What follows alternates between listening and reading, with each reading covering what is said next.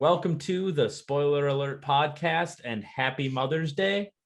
And Hi, Laura. today, that's right. That's right. He doesn't And watch these. yeah, I don't think mine does either. That's okay. Uh yep, happy Mother's Day. Dakota and I today are going to be reviewing Bong Joon-Ho's Mother from 2009. You may recall the name Bong Joon-Ho because he directed Parasite, which won the Oscar for Best Picture and the Oscar for Best Director, I believe, in the year 2020, but it was from 2019. But the 2020 ceremony. Actually, I watched that with my mother. She took me to the theater in October, and yes, we watched that. And then for anybody interested, I guess there's going to be a spin-off series on HBO of Parasite. I don't know how that works. I mean, I guess that family they're kind of characters, so maybe, but I don't know how you have like a shared universe of Parasite or whatever, but they're going to do it. And so. I had thought that I had remembered hearing that they were going to make a show for Snowpiercer, but I didn't know it was already out. Yeah, and that's on HBO too. And Bong Joon-Ho also directed Snowpiercer. If you've seen that, that's been on Netflix for quite a while, and I think it's even spent some time on Hulu. So that one people might have a lot of easy access to. Yeah, that came out in 2013, and then the series actually airs on. Well, it was originally going to be on TBS, then moved over to TNT, but it is streaming on HBO now. So okay, so it would be a Turner then, because Turner Classic Movies is TCM, and then they have Turner also owns like TNT and TBS, so that might be how that finesses through. That's interesting. Yeah, it's so weird keeping track of all the licensing and nowadays. Yeah, mergers and some subcategories don't fit with others. Like it's goofed up. But all right, so we begin the movie with a scene, not the exact scene that's behind me, but a similar scene. A middle-aged woman is walking through these just a field of just a field of bullshit. Just is walking through a field of grass, and she starts dancing, and it's kind of weird, and it's not really like an opening scene. It's more like a abstract thing, kind of like Melancholia, actually, a little bit. Well, I think it's something that actually happened, but she looks tranced out, and then well, there's a scene later where it doesn't repeat the scene, but you can tell where it leads into it, Yeah, so, yeah, and this is all foreboding to a scene to come later. Yeah. So yeah, there's sort of a sadness to the dance, but also, the music is lighthearted, so it's just strange, but it sets you up for what's a very again, Bong Joon-Ho. Bong Joon. It does really bizarre. There's tonally he gets really weird. So so it's good at introducing that. Yeah, and then like the first linear scene, I should say, is her cutting like that, maybe that same straw or whatever. I'm not actually sure what her job is, but like cutting like straw for wicker baskets or something, or just for grains. A bunch of herbalist stuff and all that. So maybe I don't. Yeah, I'm trying to think what her job is. I mean, she does unlicensed acupuncture, and she is working for a woman, it seems. So I'm not entirely clear on it.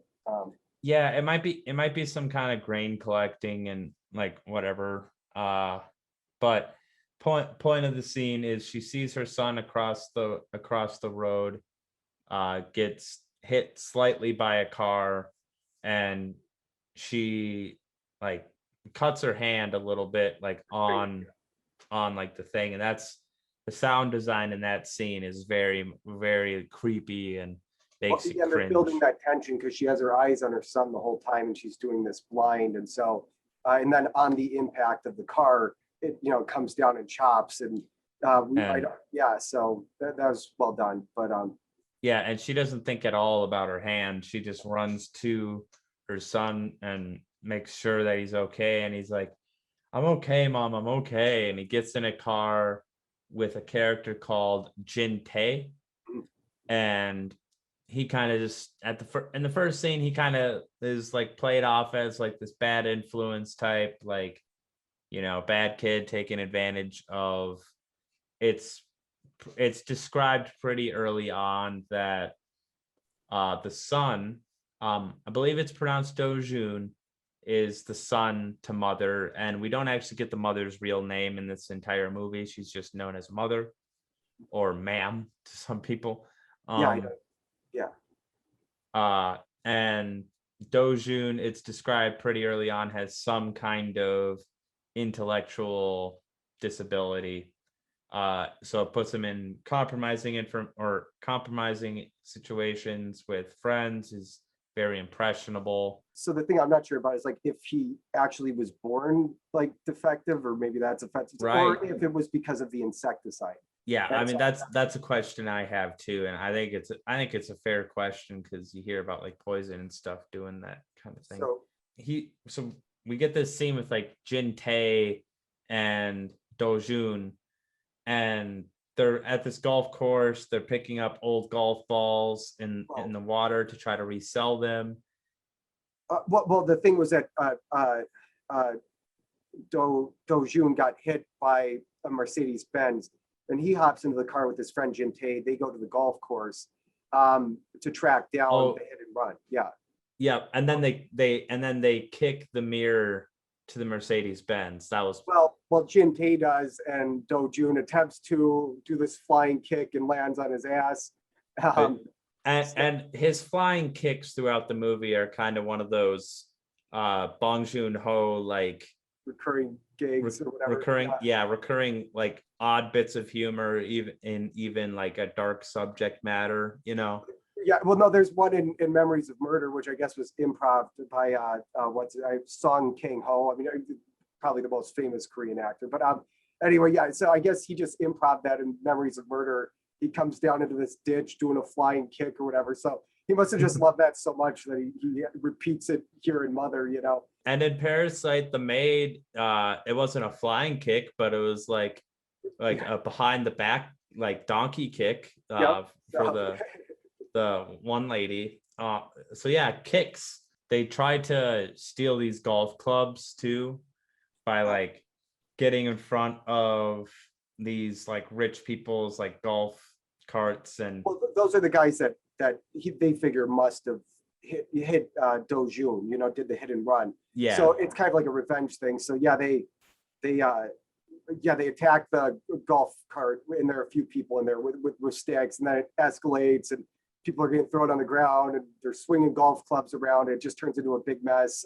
Jin Tae takes one of the expensive golf clubs and tosses it into the pond because he's outnumbered, and Do-Jun has been tackled. So I think that was smart because like he's getting the golf club out of there so that it can't be used against him, I think.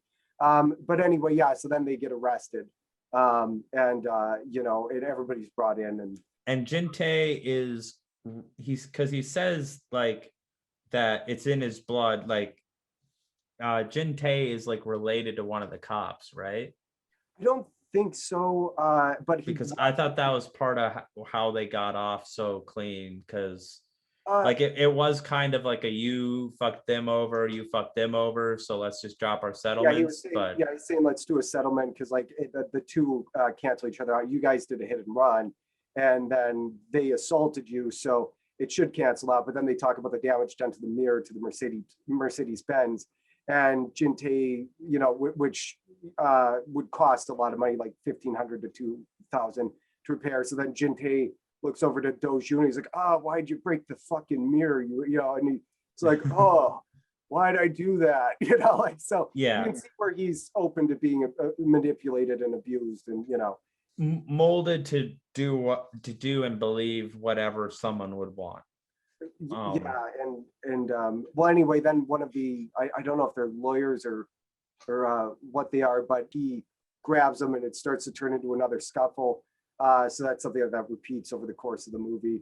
because we Yeah. learned that his mother's told him anybody that says that, you know, or calls you stupid or anything like that, you kick them in the ass. You know, if they punch you, punch them twice as hard, or, you know, hit them twice. So, and he takes that literally. So I think that's why he does the flying kicks to the ass, you know, like throughout the movie.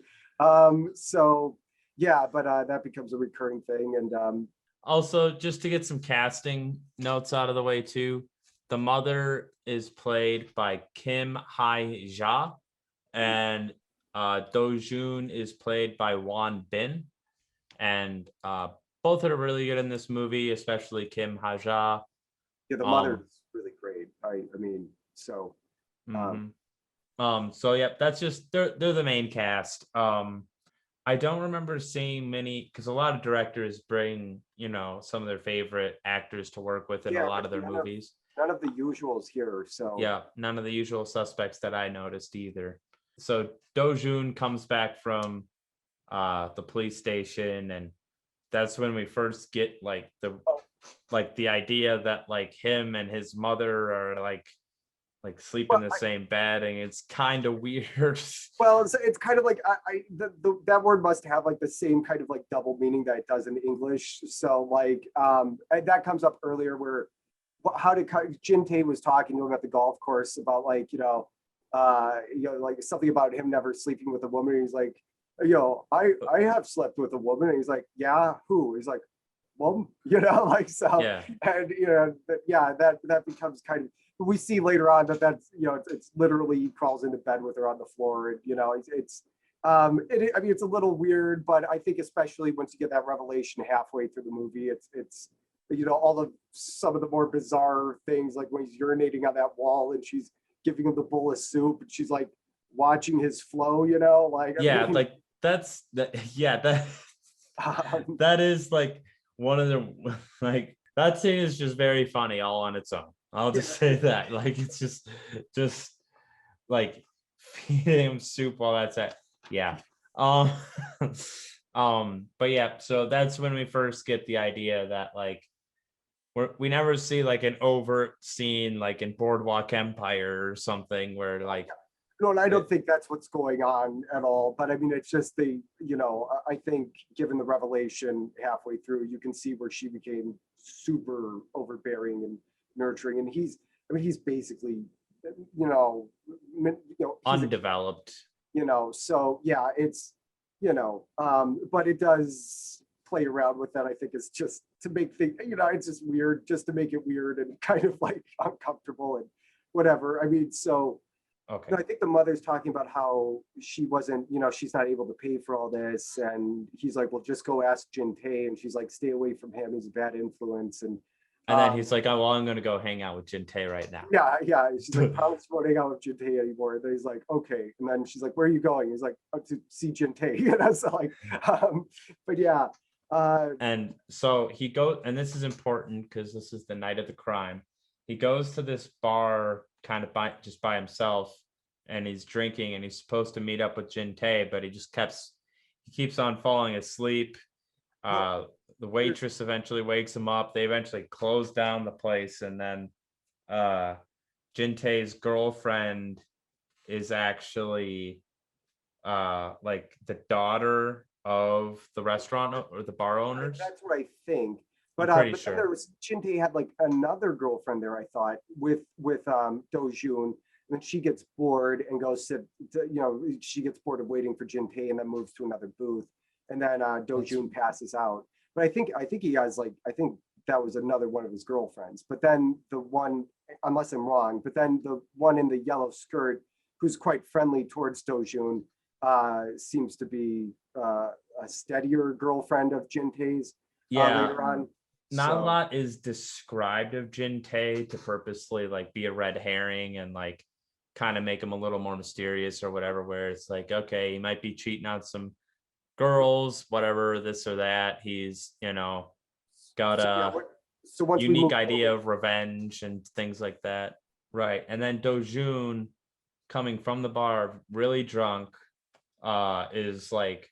is following this girl who has a backpack on, you know, school outfit, and it's pretty damn creepy. And you know, the whole time you're like, you're really worried about where this is going to go.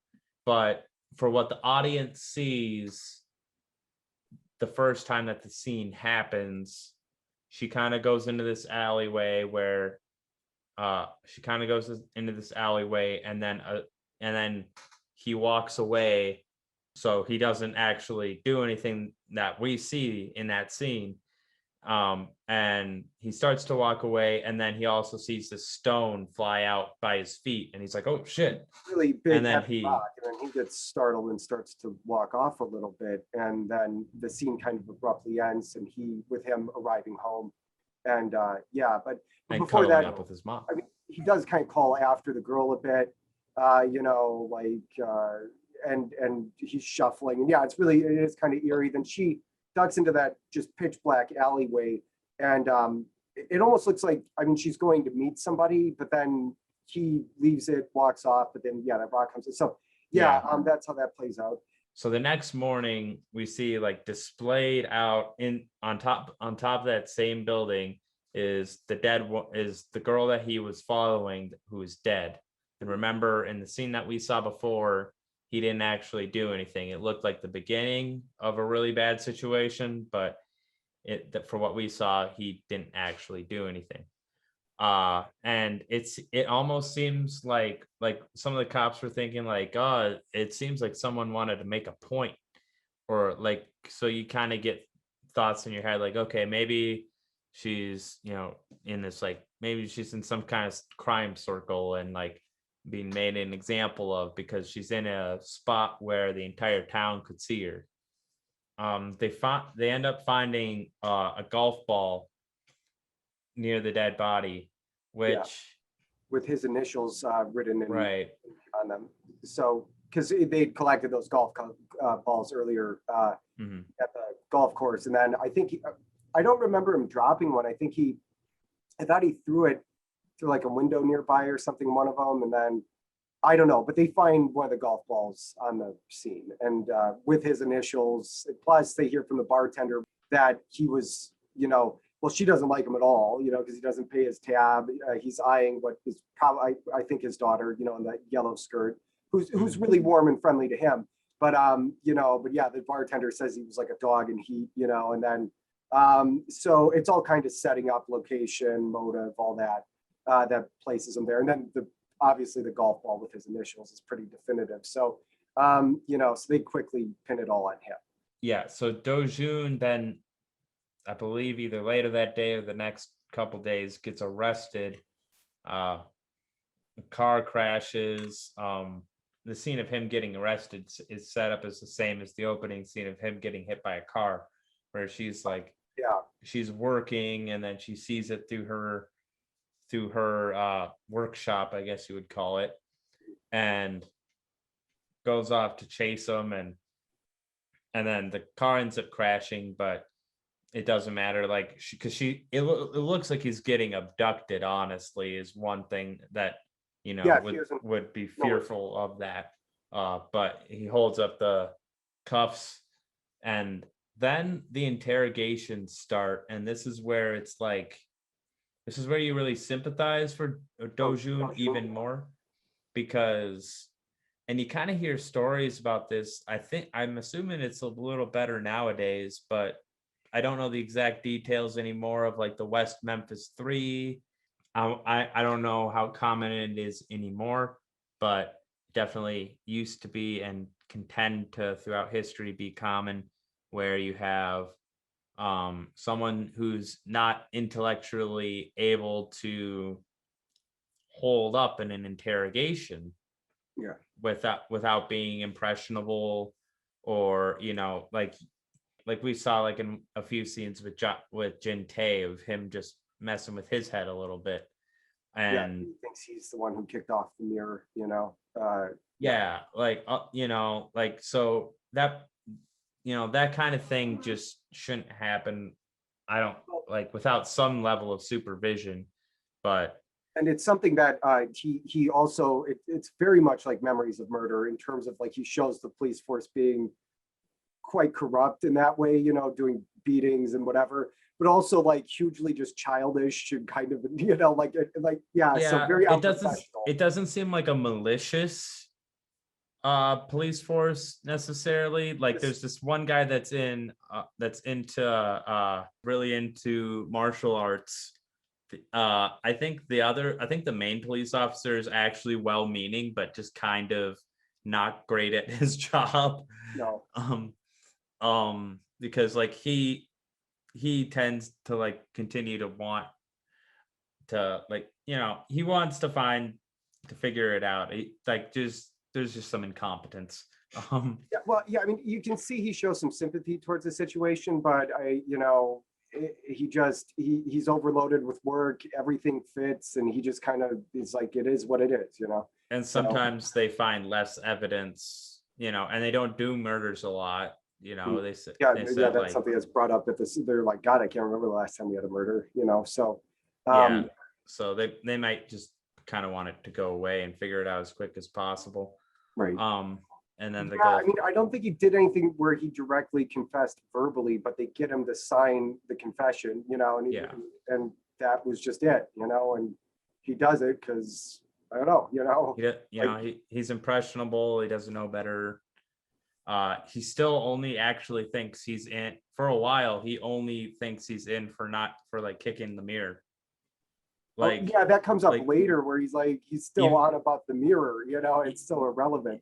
Yeah, you know, like the first or second time that his because the mother mother meets brings him. in the lawyer, right? I Yeah. think, yeah, and then she's like, tell the lawyer everything. And he's like, I remember it was Jin-Tae that kicked off the mirror, you know, like it wasn't me. I missed. Right. So yeah. the girl was like swoosh and boom, and you know, like it just sounds like the kid, you know, but yeah. Then the mother hops into the main detective's car and everything, and is like, he couldn't have done this, blah blah blah blah blah. Like you have to keep looking for the killer, and he's like, the case is closed. Like he signed the confession, you know, yeah, like basically everything that we just mentioned. Right.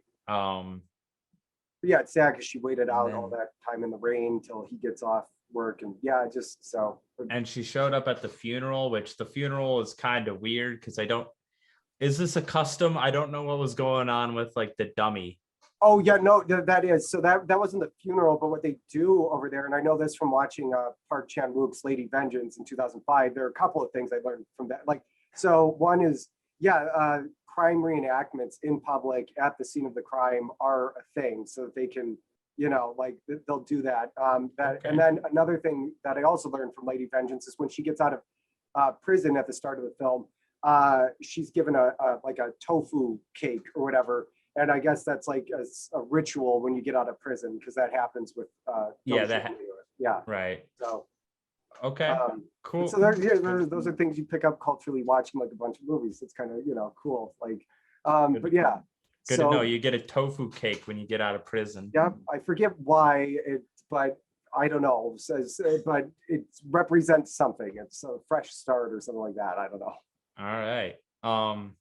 And then the new lawyer, or she gets a better lawyer, and this lawyer is like this hot shot kind of like most expensive lawyer in the county, but he's so successful that he's just like this busy bee that like doesn't have time for anything, and he kind of sees this as a lost cause really quick. Right, and it's so like the system might be different there, because like I think they said something about you'll never be able to afford a lawyer, and so there must not be like an appointed one, but she ultimately ends up getting like one of the best lawyers in city, the country. I don't know, but I don't know how. But you know, and yeah, so when he's introduced, they're at a buffet and they're walking. He says, "I never sit down." You know, he's scooping all this shit food onto the plate, and you can see she just has like one little piece of food as a formality, you know, just because she's not there to eat. She needs to talk to the lawyer. You know, he's just shoveling food and not really, you know. And then she searches Jin-Tae's house. Yeah, I forget what turns her on to that. I think they're talking. She's talking to her son. She starts, I think that's what starts it. So they're talking about Jin-Tae, and then she's like, wait, you know, you were supposed to meet Jin-Tae, right? And, you know, so I think that's where it plants the seed that Jin-Tae might have set him up. And then so she goes to Jin-tae's, walks, because she doesn't have a car, so she walks these great distances over the course of the film. And it's quite lonely, and they use those distant shots, and it looks quite arduous, for an old woman. But anyway, and she searches Jin-tae's house while he's away, and finds a golf club in his closet, which is ultimately stained with what appears to be blood. Then it ends up being lipstick. That one's resolved. That one's exposed pretty quick. Yeah, but she hides in the closet. Jin-tae comes home, and it's with the girl in the yellow skirts. And now we know that they're in item or whatever study buddies, it looks like. And and then that's a really hard scene, because this poor old woman has to sit there in the closet while this transpires. And then a really tense scene where she sneaks out around all those water bottles and everything. Like, that's all just really well done. So she takes the golf club all the way to the police station, gets the police involved. Jin-tae shows up, approves with a cell phone video that's just lipstick on the golf club, because I don't know, he likes to swing it around between his legs while she kisses. I don't want to know what's going on there. But anyway, the mother goes to the police station, I think, gets turned down again. She walks home in the rain, and as she's walking, there's a man with a cart, a bunch of junk. Mm-hmm. And she grabs an umbrella off the back of that cart, and then gives him a couple of bills, and he only accepts the one. Anyway. Okay, so the lawyer basically says, all right, if we could plead whatever the equivalent to like insanity, or like is beyond their control type of deal, where we can settle for 4 years in like a hospital instead of the 15 in prison. And then we see, he's got the fucking karaoke thing out. He's surrounded by, and then because he knows the sanatorium director or whatever, I don't know what you call him, but he's passed out there. So you get the sense that this guy is so successful, not really because of his competency in addressing these cases and taking the time, but because of his connections. Mm-hmm. So he's like, I know this guy, we went to like college together or some shit. And so like, he can get your son 4 years, or like he used to be good, but now, but then he's just become so successful that it's just he like, doesn't give a shit, he's just a rock. He's like a rock star that's like putting out a shitty album at this point. Yeah. And then the mother gets drunk, probably considering the offer, and somewhere in there, I imagine she, we learn a little later, fired the lawyer, so she comes home drunk, puking her guts out in the toilet, and then and that's when she sees Jin-tae, who she mistakes sadly for Do-jun at first, and then recognizes, I think, that's Jin-tae.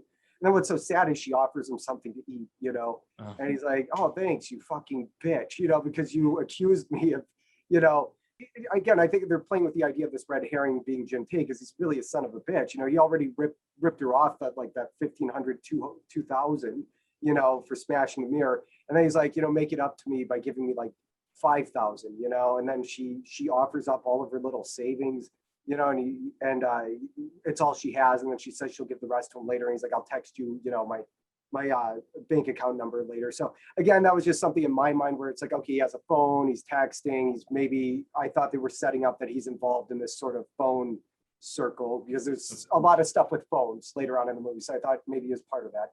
And this is when he does like agree to help find the real killer, because he doesn't. And again, like you mentioned, it might just be him getting off with like his CSI cop fantasies, where I think he maybe does ultimately care a bit about his friend. I mean, he's still obviously an asshole, but at the time you don't trust him a goddamn bit, because like he like gives, like you were talking about, that really creepy, his idea of like what that murder meant, and just the camera angle and everything. And then he's like, don't trust anybody, not even me. And, so I was really hoping the movie wouldn't end up being as that obvious, but I really wasn't sure. Well, I suppose like the whole don't trust anybody, not even me is a very cop movie fanboy thing to say. Right. You know what I mean? It's like he's been watching a lot of Death Wish. So I thought it was going to be really obvious. I'm glad it wasn't. But but I think at that point you're still supposed to, you have really mixed feelings. You don't know if you can trust him or not at this point. And it starts to fade away a little later, but yeah, it's kind of like we have to trust him because we still don't have any other suspect. But but that's exactly why he was the primary suspect in my mind, because at this point we're almost like halfway in the movie and I'm thinking, well, it has to be somebody that we've seen, because it's really cheap to pull on the audience, this like I hate when a mystery will like, oh, it was this guy that you never even fucking saw over the course of it, because that doesn't give the audience a chance to participate in the mystery. It's a total cheat and a cop out. So I'm like, we must have seen the killer by now. We must have been introduced to them. And really the only person who's fitting was Jin-Tae. And then that started to fade away, but then I started to think about other people potentially. But even at that halfway point, he was still the one I liked the most for it. But I'm trying to think what happens after. Sorry. Do-Joon gets in a prison fight. Oh, yeah. Where like, they're, one prisoner's like, hey, go call him, the R word. And then something funny will happen. And then he calls him it, and Do-Joon's trying to meditate. Weird memory, what would you call it, thing that he says later, like his mother was like, weren't you meditating? I told you to meditate. And he's like, I was meditating. So I think that's the way he meditates when he's very she told him, and it's she's an acupuncturist and all that, so I think she trained him to like do this and massage his temples, and that'll somehow get him to think and clear his mind. And so it's a little thing that he does. It becomes relevant later, actually. So but basically nothing really happens for a hot second, and he's like, then the other prisoner's like, hey, nothing happened. I'm the one who feels stupid now, like and then jump kick to the ass. And he gets beat up a little bit, and then I think that's the point when he tells his mom to like stop coming over. Yeah, well, because that's I think the clear halfway point in the film, and that's just one of the most powerful, like, great. And also though, just like he's mastered tone with Mother, I feel like, because like a lot of people I've seen will talk about Snowpiercer and they're like, oh my god, it gets so dark out of like almost the blue at the end. Parasite's a little unbalanced.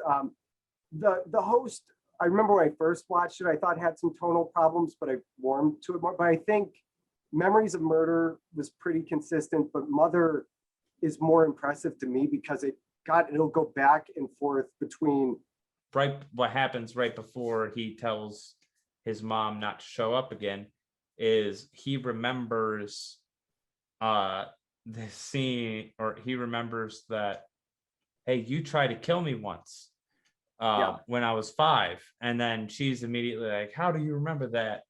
And so something fucked up happened, and he explains that it must have been shortly after the father died, because she is a widow, and if that wasn't obvious, she's a widow, so they didn't have money, and to like ease their suffering or whatever, I think she got in her head to do like a joint suicide thing with her child. And basically she said, we didn't end up putting enough in, or it was like, I think it was an insecticide, but she ended up using a less effective one, because I guess it might have been more humane, less painful. The other one would have definitely killed them, but this one, but it would have been quite a bit of agony, so she used a less potent insecticide.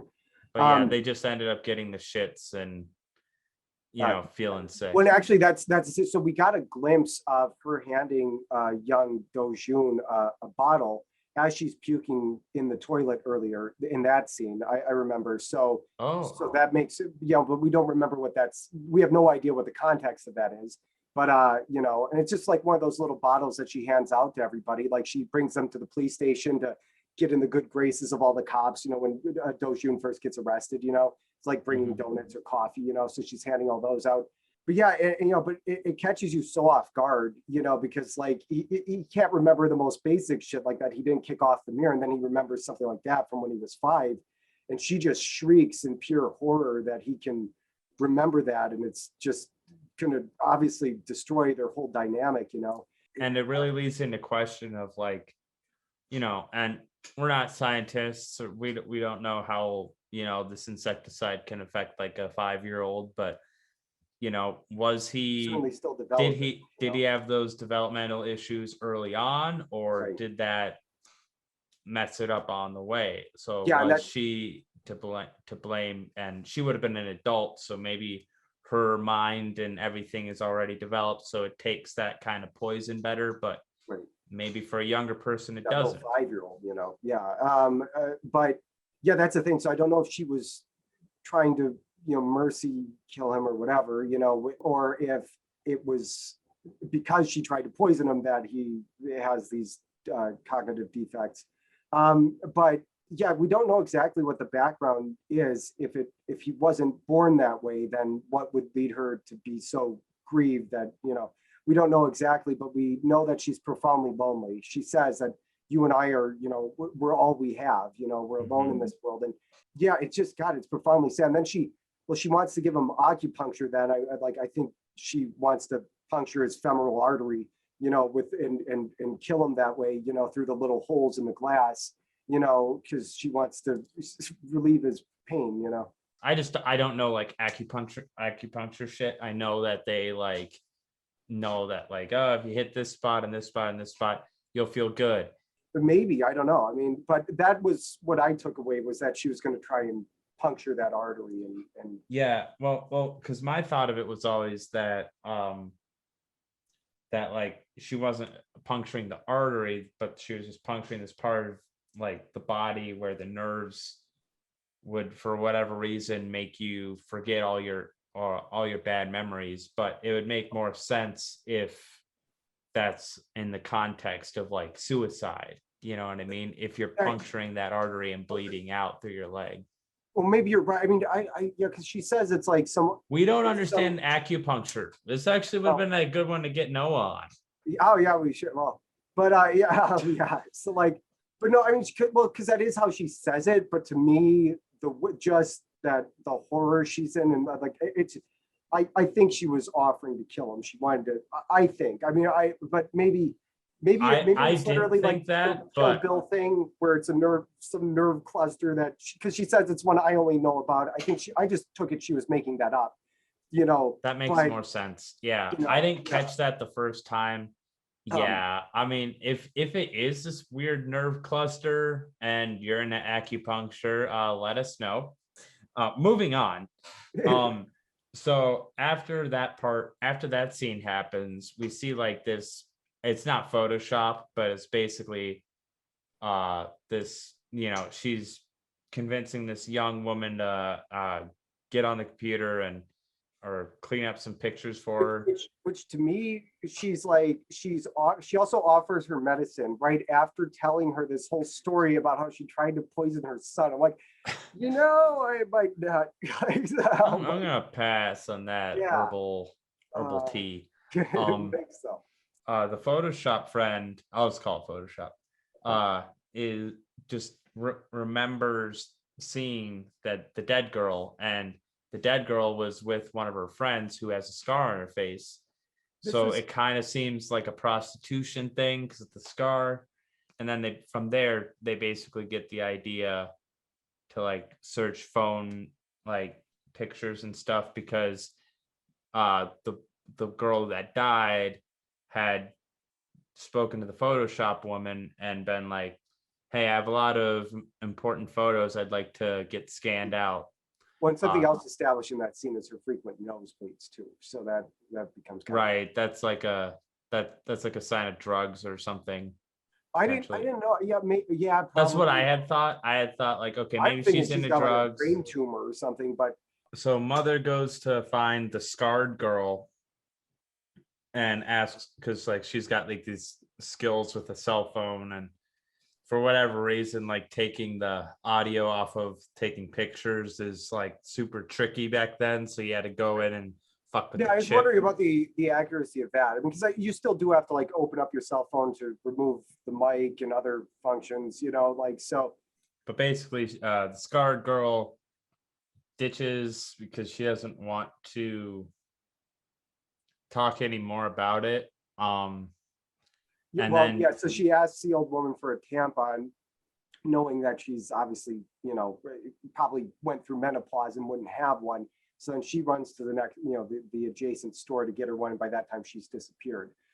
So she tries to track her down, and I think spots her in an alley. Yeah. Yep, she goes to she goes to an alley, and she's being beat up by, or like at least threatened by, like these two like high school student aged guys that are like, that seem to be into some kind of crime. So you don't feel too bad for them for what happens later, happens. Right, and it happens pretty soon after, because basically the mother stops the situation from happening by like dropping a bottle, and then Yeah, she's quite clever. So yeah, she's being quite clever. She's moving in, and realistically, what's an old woman going to do? So she ducks into this kind of like dumpster. I don't know. Yeah, and then somebody comes out from behind one of the businesses. She grabs a nearby bottle, drops it, shatters it. He spins around, sees the two dudes attacking the girl. And so, yeah, she's not a coward because she's moving in. She doesn't know what she's going to do yet, but there's a fundamental decency there, Yeah. So. And soon after, I forget how they actually get a hold of the guys, but she recruits Jin-Tae to basically like pays him a lot by the stack of cash. So I mean, Jin-Tae is just getting. He basically captures the two thugs and beats them up and interrogates them and locks them in, like they're in this abandoned this amusement park. Unused like I think it's an amusement park, isn't it? Amusement park, yeah, because they lock them in. It looked like a carousel, but I at first, and then, or maybe I'm misremembering. Yeah, it's some kind of carousel, or like one of those big like high rope. Oh yeah, and then probably the operating station or whatever, like is probably what they're locked in. Yeah. Yeah, something like that, like where you have like these like big cables and they tow you along high in the air. One of the, yeah, maybe. Yeah, they might have been one of those. Regardless, they're locking him in, and they're actually getting a decent amount of information, mainly that the woman that died, her name, like she had like a nickname like Rice Patty, or in this interrogation, it was basically implied that like, they have been pimping out on, I don't know how many women, but a number of women, and she was one of them, and like it was something along the lines. I must have missed that. I thought she was just doing it to do it, Well, there was the one girl that got cut up though, and I thought that's why she was doing it. Yeah, I was wondering about that, and there must be a reason, but I didn't catch on to like a prostitution ring, but that would almost make sense then. I mean, she's taking all these pictures as sort of like insurance, or. Yeah, because I don't think she wanted to do it anymore. That would make a lot more sense. Okay, well then it's really clever the way that's done, where the kid that's being interrogated is recounting what she told him. He says they have an emotional connection, and so he's like looking down at her, and she's in his lap on her phone, and it's God, that was just, I mean, that was a great camera technique, moving back and forth between the. It was clever because it's clever way they went about instead of doing a flashback, or instead of having, dear God, the kid repeat that whole conversation, it made it really visually interesting. Just like, so he has I think he's done stuff like that elsewhere. I just can't remember specifically, but he just makes things as interesting as they can be, and like if you're doing exposition or whatever, So I'm not sure if it actually was like a small time prostitution ring technically, or if it was like just them going about it themselves. But then the thing though is she was Rice Cake Girl, so she would do it just for rice. So if there is a prostitution ring, rice, your pimp might be pissed if you bring back a fucking rice cake. Well, that's the idea. That's a fair point. But it was implied that we get the name Crazy JP being involved in this too. Yeah, that was the missing piece. That was the thing I forgot. Yeah. So that's like the first time we hear about Crazy JP. The key piece of information is that she wants to trade the phone in for rice wine. And then, well, who goes around drinking rice wine? Her grandmother. And Mhm. that's her reputation around town as being the drunk, and so who specifically drinks rice wine. So then the mother remembers this, and runs. I'm sure. Well, see, I left that out too. Then there was a point in the movie where that was mentioned, that the grandmother liked rice wine. I mean, we see it visually, but it's also stated. I can't remember who says it, but whatever. It anyway. Yeah. It turns the mother on to like, oh my god, so she must have the phone, Yep. and She starts to go to the grandmother's house. But then we get a scene of Dujon, alongside this, of Do-Jun remembering the old man. yeah, And then he calls for his mother, but he told his mother never to show up. So so Do-Jun remembers the face, and he's Right. like, call mom,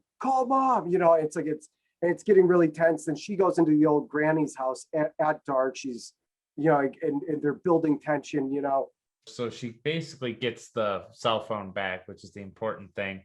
Yeah. And she goes back to the hospital, or not, she goes back to the prison, and they're going through pictures with her son to try to figure out like who is familiar. And then he was like, no, it was an old man. And she found the old man in the thing. So like the old man, that's whether it's like a prostitution thing or whether it's just a hooking up thing. The old man had basically had sex with her at one point. It's also could be like a safety precaution too, where it's like in case she ends up dead in a dumpster somewhere, it's like, okay, who was the last person she took a picture of? Oh, okay. So this is sort of important to my notes. So I moved away from Jin-Tae after that interrogation scene. I started to think about other possibilities. I was thinking, well, maybe this is somebody really important. I mean, we've met a lot of wealthy, important people over the course of this film, lawyers and those guys with the Mercedes Benz. And I was thinking the cops, they're maybe not wealthy, but they're somebody who's in a position of power who could not have that get out, and who would better know how to frame this whole thing up than a cop. So I thought it's maybe the seemingly sympathetic cop for a little while. I started to think in that direction, like, okay, maybe he banged this presumably underage chick and that can't get out. And then he kills her and frames Do-Jun, so that was another possibility I'd considered. But then, it turns out to be this old guy, or what we think. Right. And then this is when she gets the flashback that she has seen the old man in the scene that you described, where with the cart and with the umbrella cart. Yeah. So it clicks for her. So she kind of knows where to look for him too. So then we pretty much jump right into that scene, which is like the most important scene in the movie, where well, there too. I mean, for me, I felt like it was the revelation where she poisoned herself and her son, and then this upcoming scene. Yeah.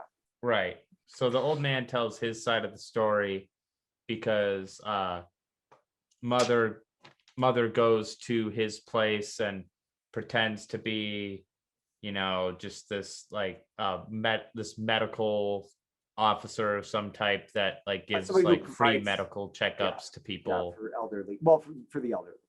Yeah. He recognizes, or at least thinks he does, and I think he drops it. And then I think they're still playing with the idea that this is the guy because, well, she offers to do her acupuncture thing on his inner thigh, again. And so I don't know if that's her, like, she's going to kill this guy, but that wouldn't make, logically, you want this guy to confess. You want to have some kind of proof. Or if it's a nerve cluster thing. Which leads me into, like, maybe you're actually right, and that maybe this is some kind of memory thing, Like, yeah.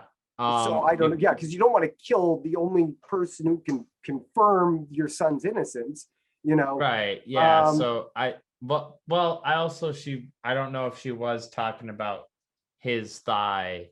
Maybe she was going to do it like because then he's like, oh, do I have to his take neck my or pants something. off, which kind of establishes he might be a pervert, right? Because he seems a little eager there at that proposition. At least open to the idea of prostitution. I don't think we're actually given the ages of the girls who are in that ring.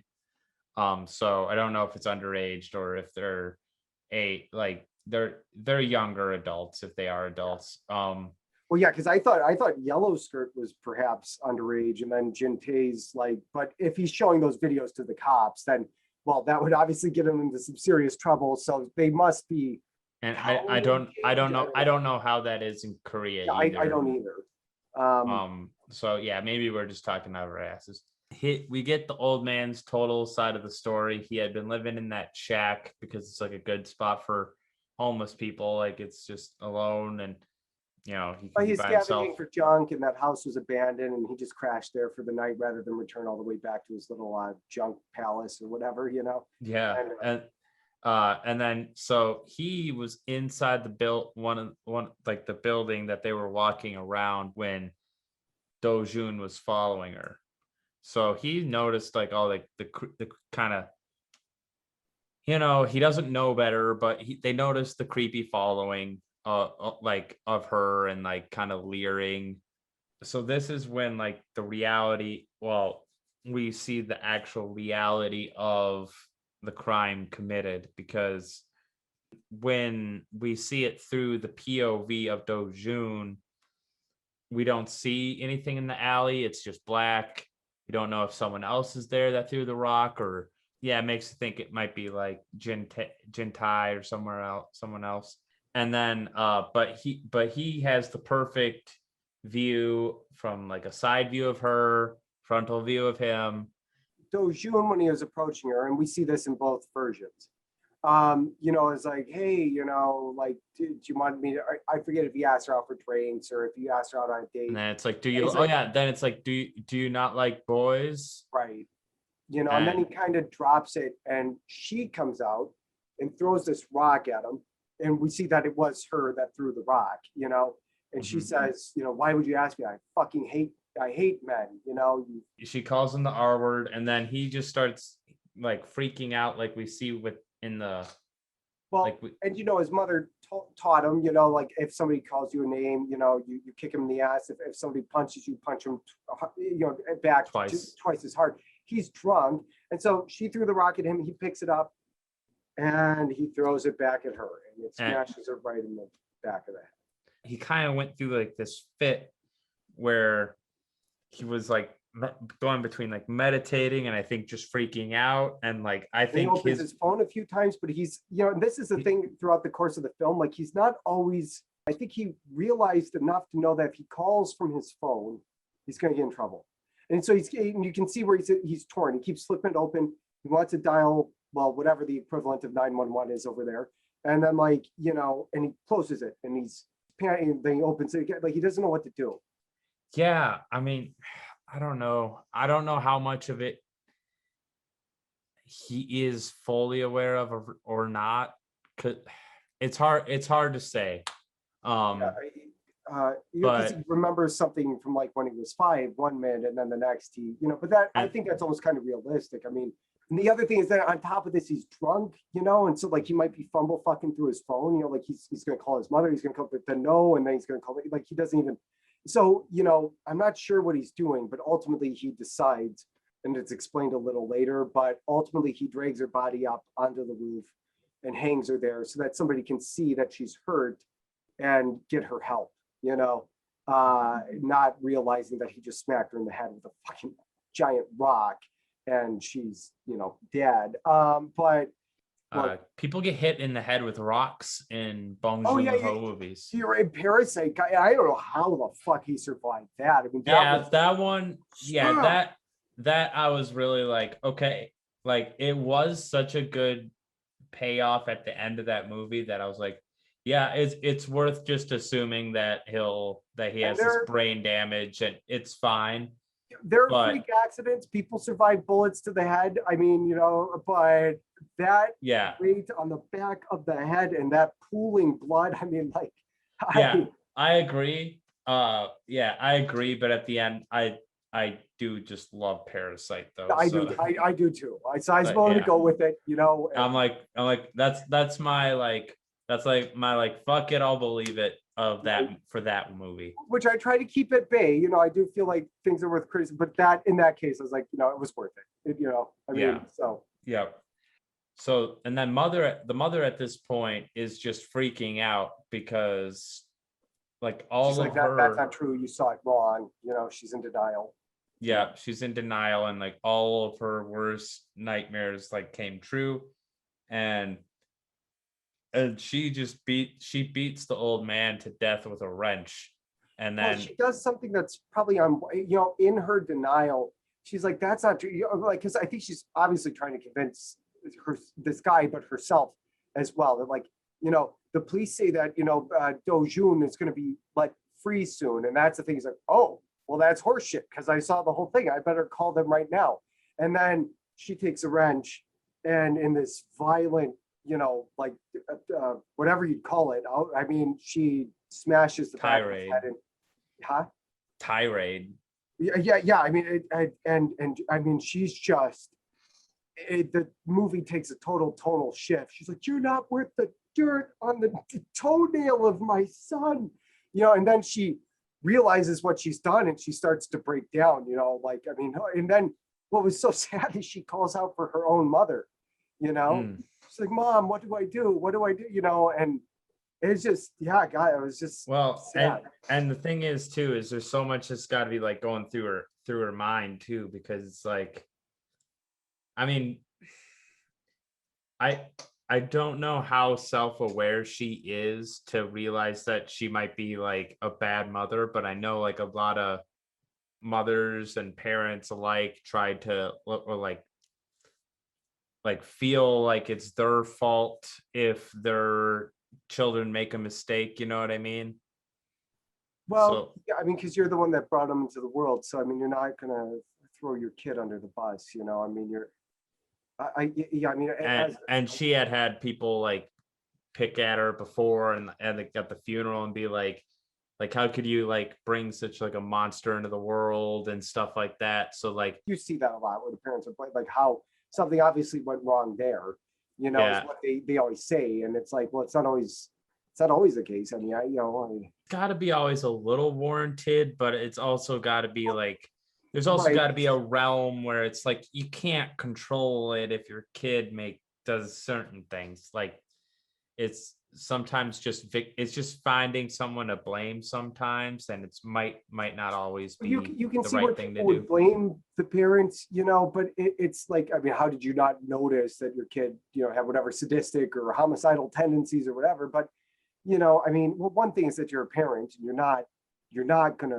you're gonna lie to yourself about that. Yeah, you're in denial at the very least. Right. And then, and then it's always hard to see. And sometimes there's just, isolation, and then they go all like Full Metal Jacket, So I think that might have been some of the stuff going through her head too, like, which sounds a little simplistic of like, the things that she could have done better, but it's just impossible. But yeah, I mean, yeah, I'm not a mother, but I get a sense of what motherhood must be, like, I mean, and she says that they're all they have. And I don't know. It's profoundly sad. It's just all really profoundly sad.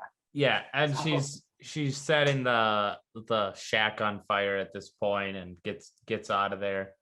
Oh, the other thing was that she left a muddy print on, because she has to walk everywhere. Well, it might be worse with the car tires, but she leaves a muddy print on the way there, and the movie emphasizes that. So I think deliberately. And so like I was like, oh no, they're gonna get her from her footprint, Mm-hmm. And then when she's leaving, she's smart enough to climb, and she's old and it's hard. She goes up this hill, and I'm thinking, well, there, you've got pieces of fabric on all these twigs and stuff. Like I was thinking, oh, they've got her, and she burns the shack down. She falls asleep at the top of this hill, and then it leads into that scene from the opening where she's dancing. And you can tell because the camera movements suddenly shift, they become a little different, and they evoke the beginning, and then her tranced out look, and then she moves into the field of grass, and it doesn't go through that scene again, but then she, I think, arrives back home, right? Mm-hmm. And then the cop shows up, and I mean, I thought that like it would be too obvious for her to get arrested, but I was thinking of her muddy footprint, which the movie emphasized, and so I was thinking, I thought in the opposite direction, so I'm like, okay, it's actually going to be good news, and that it was that they found some evidence. It was this JP from the sanatorium. They found DNA blood on him. Oh yeah, he had run away. He had escaped the sanatorium, and they found him. They picked him up, and then they went through his clothes, and found blood on his clothes. So then they did DNA testing, and they found that it was her blood. And then, so he says that they were getting groovy, and then in the middle of that, you know, she had a nosebleed, and that's why the blood is all over his clothes. But obviously, we know that we know that that's true because she had frequent nosebleeds, you know. And the mother is the one who would know that well, obviously knows that that her son did it, and then so I think she rides along in the back of a police car. She goes to see this JP, and he doesn't have parents, and just the crushing weight of like, and you know, she starts sobbing. She knows that she's going to have to let this guy be convicted wrongly. You know, he's just a kid, basically. You know, I mean, from what we can see, and you know, just like her kid. You know, and he doesn't have parents, and she starts sobbing. And he's like, "Don't cry," you know, and like they haul him off, and it's just, I mean, it just twists the fucking knife as many times as humanly possible. And then we get that the tofu cake scene. It's Joon-Ho and his girlfriend, the one in the yellow skirt, because he has a few, I think, that pick him up, you know, and they give him the you know, and she gives him that tofu cake, you know, and so yeah, that is a thing culturally, you know. And then like right after they were doing that, they started fucking around again, just like doing what they were doing before, looking for scraps and stuff. And they went to that shack that burned down. Yeah. And Do-Jun finds the acupuncture kit. So even his mother dropped in the scuffle with he ends up giving it back to her. And as you know, maybe delayed as he is or whatever, he understands that I led my mother to this guy's place. It burned down. Her acupuncture kit's here. He connects all that up, and then he gives it to her. And as she's about to leave on a bus trip, it seems to be just her. We don't know where she's going or why. And he's like, "Oh wait, before I forget, here's a gift." And he gives back the acupuncture kit, which means he understands on some level what, you know. After all of that happens, she gets on the bus, and I think it's just by herself, and I think it's because she's on the run from the law. She's on the run from like her own, like, you know, her, like the fact that like her and her son are like killers, and someone totally innocent is now taking his place. And you know, there's a good possibility that if that kit's found, that she may have left, like you said, the footsteps. Like she could have still been. We've seen the police force; they probably don't give enough of a shit, so she's probably going to get away with it. And that's the thing. I think that's the pain of it, is that she is going to get away with it. And you know, I don't think she's running from the police at that point. I think she's trying to get away, and she leaves.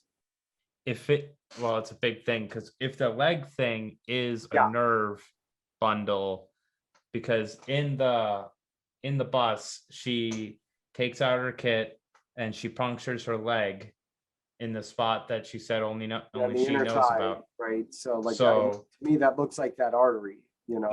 So right, that either means like a slow suicide, right, which is a way of escaping and a way of forgetting your past. I was kind of thinking this is like David Carradine in Kill Bill Volume 2, like where she's spending her final moments dancing away on the bus, you know.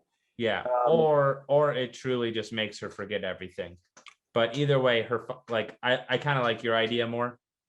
But so like she spends her final moments dancing away on the bus with what looks to be like another, like a group of like older women going to some kind of function. I don't understand if it's like a school trip or what's going on. I don't know. But people are dancing on the bus and she joins them.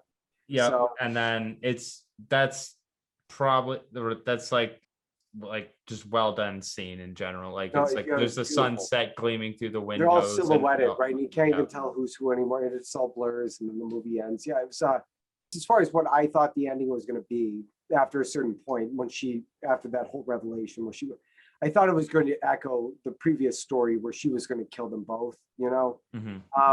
But then you can see how devastating that and how regretful she is at that memory. So I took it as her not repeating that sin and just killing herself, you know, like, and but you could be, I mean, I don't fucking know. I mean, you could be right. Like, as far as the memory, like, I mean, that's giving a lot of credence to acupuncture, but this is the East.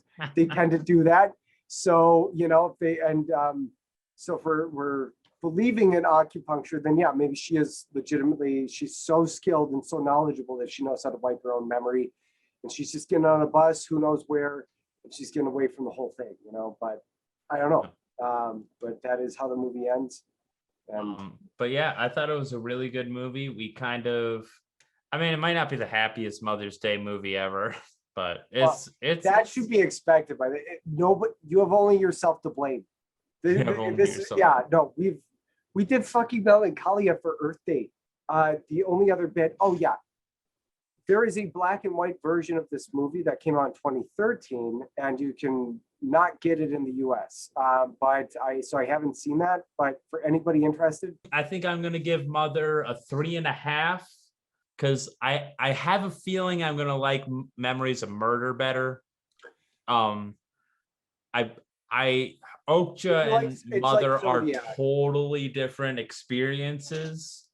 I probably wouldn't say Okja is better than Mother, but I might also give Okja like a 3.5.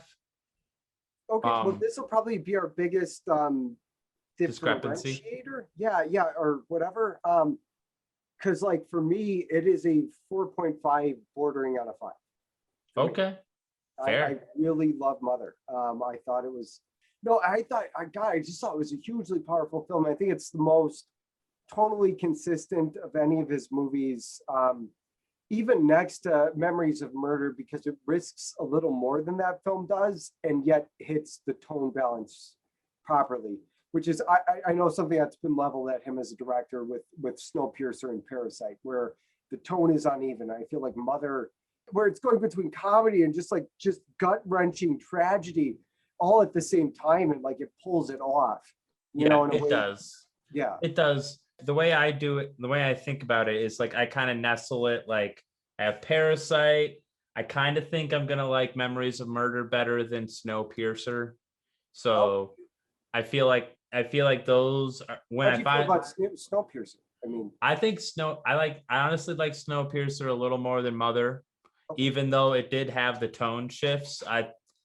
I don't know. I like it. I like it quite a bit. I definitely liked it, but I just thought it had a lot of great ideas, but it was just kind of inconsistent. And so ultimately for me, it's like high 3.5 or low 4, you know, for general audiences. No, Mother was, I mean, a 4.5 for me, I think ultimately. You're saying 3.5, which is totally fine because like I read some. I mean, I consider 3.5 a good movie, and you know, it's like 3 is pure mediocrity. 3.5 is like there were great ideas but not perfectly executed. And in a few months, I might rewatch it and like it better the second time. There's plenty of movies that I like every Paul Thomas Anderson and every Kubrick movie. Every time I rewatch one of their movies, I like it more. Yeah. So it's just whatever, and I'm in the mood to fucking rewatch. Like I'm probably gonna start liking more and more. I know, that's something that happens. So I mean, you know. So I definitely have the door open for that to happen with Mother, because this is a good movie, good to very good, for sure. So on that note, happy Mother's Day to all the moms out there. You know, happy Mother's Day.